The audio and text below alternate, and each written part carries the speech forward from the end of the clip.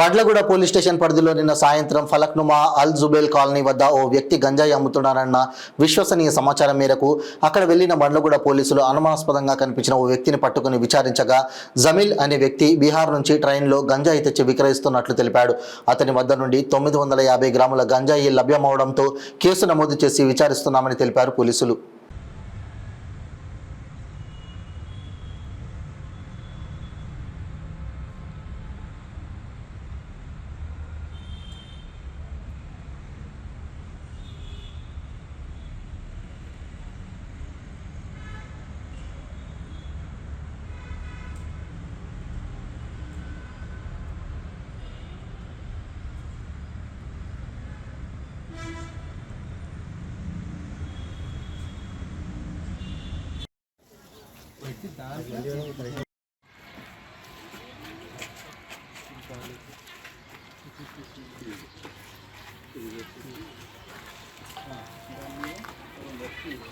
ఇప్పుడు దీన్ని చేస్తాను బయటికి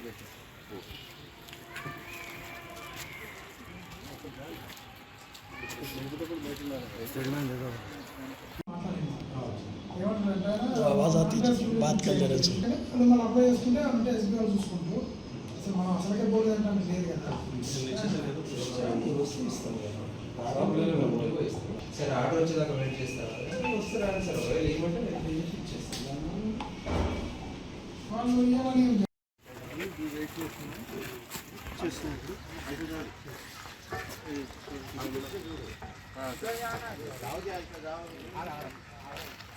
पंचनामा चल रहा है नहीं निकल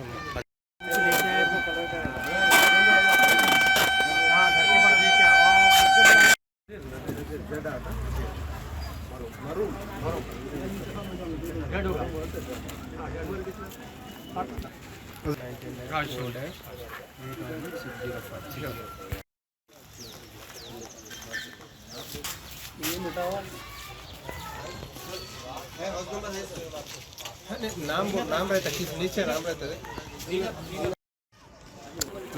कहीं देखा आपको वैसे आधा हाथ भी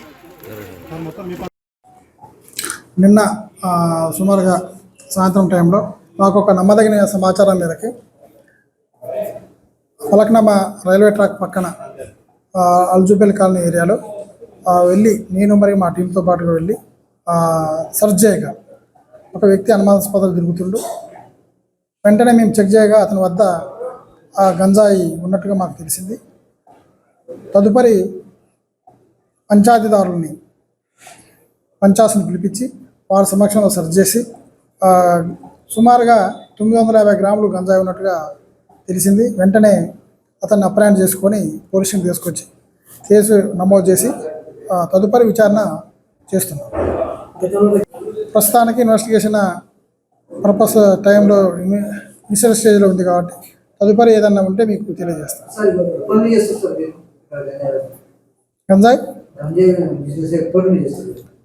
అతను ఇప్పుడు మాకు చెప్పింది ఏంటంటే రీసెంట్గా వచ్చినట్టుగా బీహార్ నుంచి ఇక్కడికి పనికి వచ్చినట్టుగా వచ్చేటప్పుడు అక్కడి నుంచి తీసుకొచ్చినట్టుగా చెప్పిండు. ఇంకా దీన్ని ఎప్పటి నుంచి చేస్తుంటూ దీని వెనక ఎవరెవరు ఉన్నారు ఎంతమంది ఉన్నారు అనేది కూడా మేము ఇన్వెస్టిగేషన్లో తెలుస్తాం. సుమారుగా 2 months బ్యాక్ వచ్చినట్టు చెప్తుండు. అతనితో పాటుగా మేము రూమ్ కూడా చెక్ చేసిన ఎవరు లేరు. మరి ఇంకెవరు ఉన్నారా ఏంది అనేది కూడా మేము ఇన్వెస్టిగేషన్లో తీసుకుంటాం.